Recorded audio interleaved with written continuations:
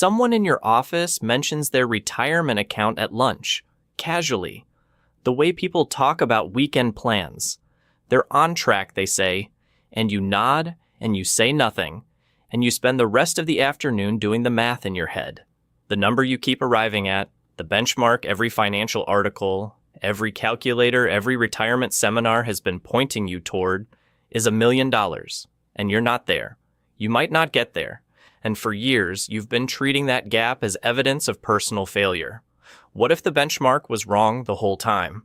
Let's start with the number itself and where it actually came from. The $1 million retirement target didn't emerge from actuarial tables or careful analysis of what American households genuinely need to live on. It emerged from the financial services industry, from the marketing departments of brokerage firms, mutual fund companies, and the magazines and websites that depend on their advertising dollars. It is, at its core, a product. And like every effective product, it needed a story. The story is simple. If you don't retire with $1 million, you haven't done enough. You haven't saved enough, sacrificed enough, wanted it enough. The benchmark functions less like a financial goal and more like a moral verdict, and most people are failing it. Here is what the data actually shows. According to the Federal Reserve's Survey of Consumer Finances, approximately 2.6% of American households have $1 million or more saved specifically in retirement accounts. Not net worth, not the value of a home or a business or a car. Retirement accounts specifically, the money designed to support you after you stop working. Out of every 100 households in this country, roughly 2 or 3 have reached that threshold. The other 97 or 98 have not. And yet, the financial media has spent decades treating that number as the baseline, as the floor, as the minimum that every responsible adult should be working toward. The benchmark has appeared in newspaper headlines, retirement planning calculators, and financial advice columns for so long that it has acquired the status of common sense. Common sense and statistical reality are not the same thing at all. The median tells a completely different story. The median retirement savings across all American households is approximately $87,000, not the average, which gets distorted upward by the portfolios of the ultra-wealthy. But the median? The number sitting exactly in the middle of the distribution, with half of all households above it and half below. Among people aged 55 to 64, the group closest to needing that money, the median is around $185,000. These are people who have worked for decades, who presumably understand that retirement is coming, who should be at or near their peak saving capacity. And they are nowhere close to $1 million, not because they failed, because the benchmark was never constructed to reflect what is actually possible for most people. The system placed the finish line at a distance that requires everything to go right. The right employer, the right access, the right income, the right timing, and then graded everyone against it as if those conditions were evenly distributed. They are not. Now consider what $1 million in retirement actually produces. Using the 4% withdrawal rate, the standard most financial planners recommend to prevent a portfolio from being exhausted prematurely. $1 million account generates roughly $40,000 per year before taxes. Add the average Social Security benefit, which currently sits around $1,900 per month, and a single retiree is looking at approximately $63,000 annually. For a couple drawing 2 Social Security incomes, the combined figure lands somewhere between $85,000 and $95,000 per year. That is a stable, manageable life, but it is not anywhere close to luxury. It is groceries and utilities and health insurance premiums, and a modest lifestyle with very little margin for the unexpected. The $1 million retirement our culture has mythologized as the definition of success is, in practical terms, baseline security. And most people don't reach even that. Picture someone who did almost everything the advice told them to do. They started contributing to a 401k in their mid-30s as soon as their employer offered one. They took every available match. They increased their contributions when raises came through. They held steady through market downturns and never sold in a panic. Over 30 years, with average annual returns of around 7%, they might retire with $550,000 or $600,000. That is more wealth than the overwhelming majority of Americans will ever accumulate. It represents 30 years of consistency and delayed gratification, and by the standard the financial media has built and maintained, it is a failure. Not close, not almost there. A failure. The person who did nearly everything right still ends up $400,000 short of the finish line they were handed. Not because they made bad choices, because the race was designed to produce a specific percentage of winners, and they weren't among them. This is the architecture of the lie. Not one dramatic falsehood, but a manufactured standard applied uniformly to people with wildly different incomes, different access to retirement infrastructure, and different financial starting points. A 2021 analysis from the National Bureau of Economic Research found that the single factor most predictive of retirement wealth isn't income level or savings discipline. It is whether someone had access to an employer-sponsored retirement plan during their 20s and 30s, not whether they maximized it, just whether it existed. Access to the infrastructure is the variable that explains more variation in retirement outcomes than education level, career choice, or saving behavior combined. And millions of people spent their entire 20s and 30s in jobs that never offered it. They weren't falling behind. They were surviving, and the benchmark counted that against them anyway. What the financial advice industry never tells you is that you have been competing against a standard achieved by fewer than 3 people in every 100. Losing that competition and being told the loss reveals something true about your character. It doesn't. The number was designed to be aspirational because aspiration drives product purchases, subscriptions, and anxiety-driven financial decisions. It was never designed to be achievable for most people, because achievable doesn't generate the dread that keeps people engaged. The distance between where you are and where the benchmark says you should be is not evidence of failure. It is evidence of how precisely the standard was calibrated to make you feel exactly this way. That precision is not accidental. That is the product working as designed. The reason the $1 million benchmark spreads so effectively has almost nothing to do with its accuracy. It has everything to do with how human brains are wired to handle the relationship between present costs and distant rewards. In 2002, Daniel Kahneman won the Nobel Prize in Economics for his work documenting the ways human cognition systematically departs from rational decision-making. One of his most durable contributions, now foundational in behavioral economics, is a concept called temporal discounting. Your brain does not weigh the present and the future on equal terms. It discounts the future, automatically, steeply, and without your conscious approval. $100 available today feels neurologically more valuable than $1,000 available in 30 years, even when basic math says otherwise. This is not a personal failure. It is the cognitive architecture you inherited from ancestors, for whom long-term planning offered far less survival value than responding to the immediate environment. Retirement saving asks your brain to override millions of years of that programming through willpower alone. The system that expects this and blames you when you fall short has misidentified where the problem lives. The problem is the architecture, not the person operating within it. The future self problem compounds this significantly. A 2011 study from Stanford University found that when people imagine their future selves, the neural regions that activate are identical to those engaged when thinking about a stranger. Not a close friend, not a family member, a stranger.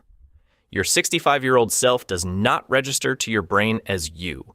It registers as someone else, someone you might help if the resources are available, but not someone whose needs feel as immediate and urgent as your own.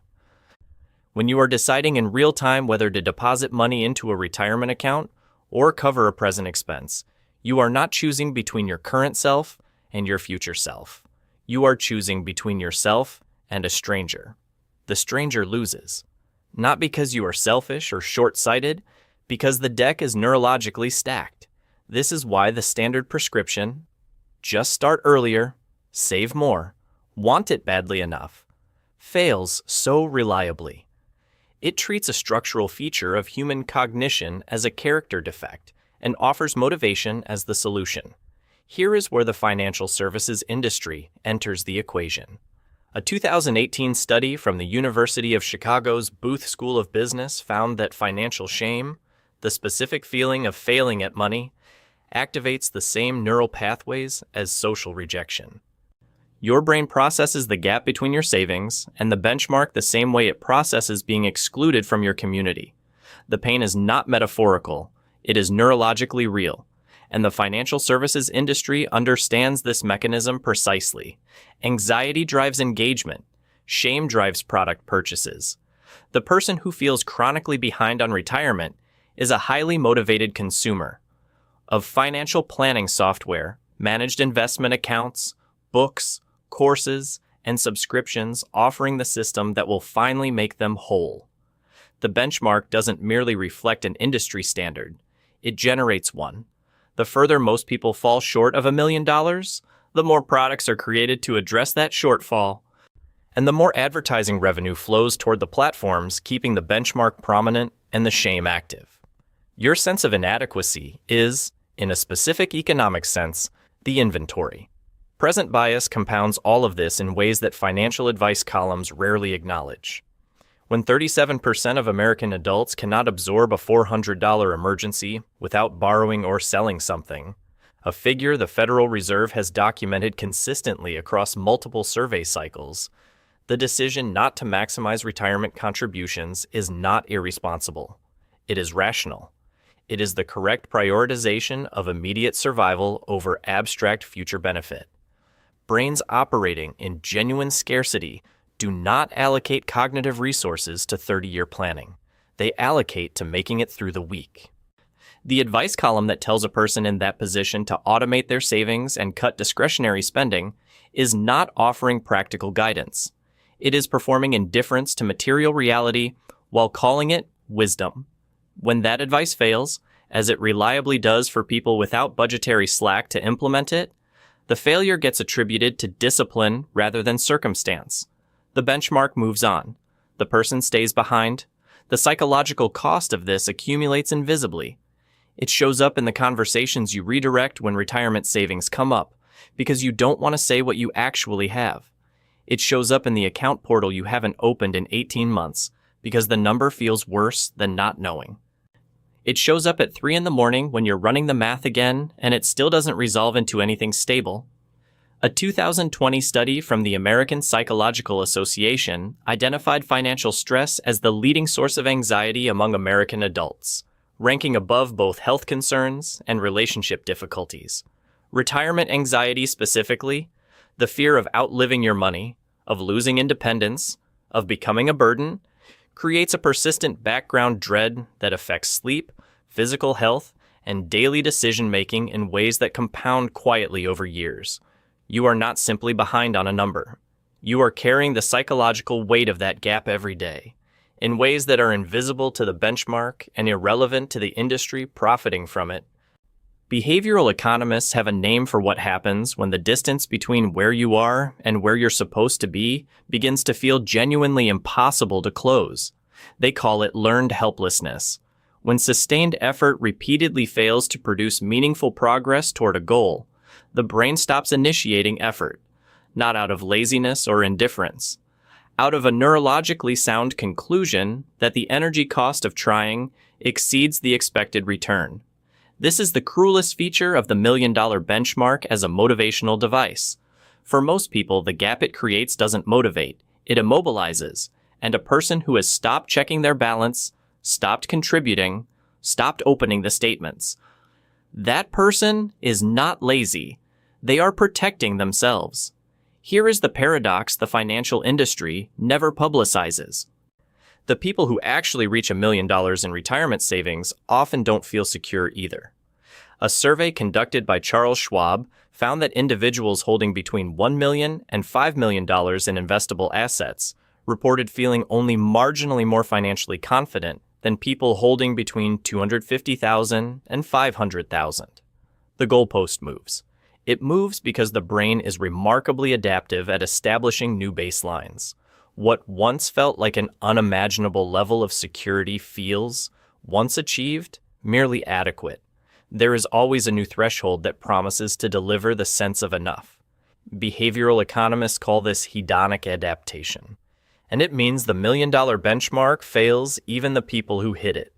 The feeling of financial security is not a function of account balance. It is a function of your relationship with uncertainty. That relationship cannot be fixed by a number.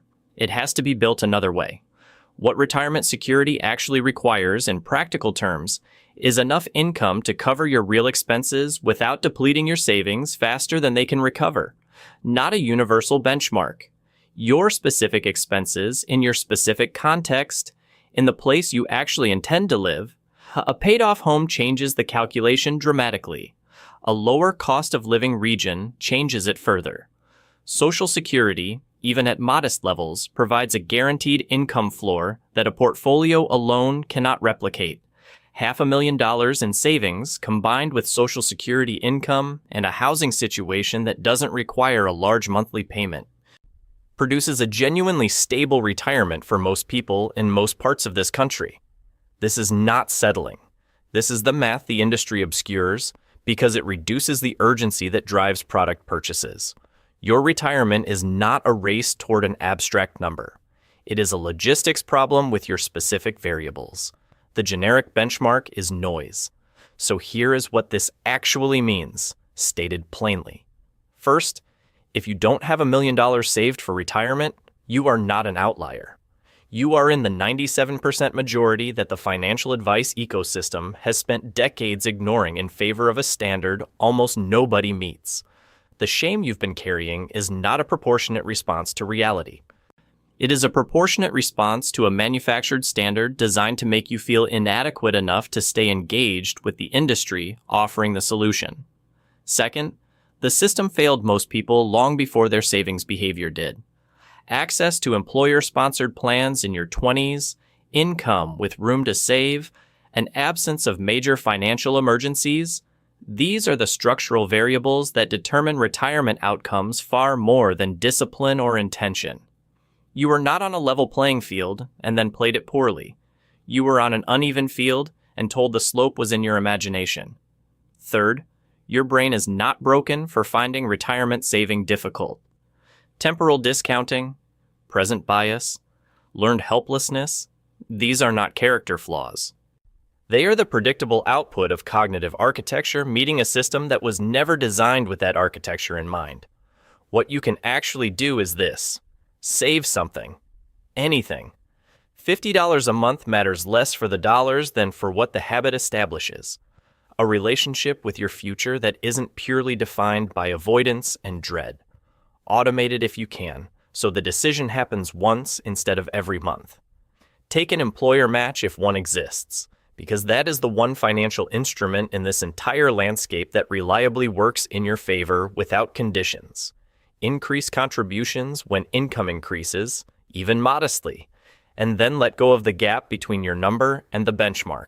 Not because the gap doesn't exist, it almost certainly does, but because the benchmark is not a measure of what you need. It is a measure of what the industry needs from you. Here is the honest caveat that most retirement content refuses to include. You could do all of this correctly and still face outcomes that don't resolve the way the math suggests they should. Markets crash at the worst possible moments.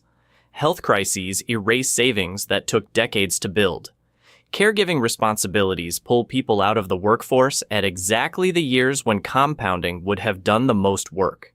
Uncertainty is not a planning failure. It is the actual condition of being alive.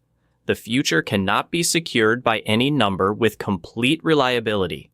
You are not in control of the market, the economy, your health, or the timing of any of the forces that will shape your retirement. What you control is what you do today, with what you actually have, inside your actual circumstances. That is not a small thing. It is the only thing. If you are watching this and you have been quietly carrying shame about where you stand, you can put it down. Not because you have solved the problem. You may not solve it in the way the benchmark defines solving, but because the benchmark was never a fair measure of what you owe yourself or what you are capable of. You are not behind. You are operating in reality with a real brain, under real constraints, inside a system that was built to benefit from your sense of inadequacy. The $1 million retirement dream is something almost everyone is failing to reach. Almost everyone. That is not a coincidence. If this reframe matters to you, leave a comment with where you actually are, not where the calculators say you should be. Because the more we say the real number out loud, the less power the myth has to make us feel like the problem is us.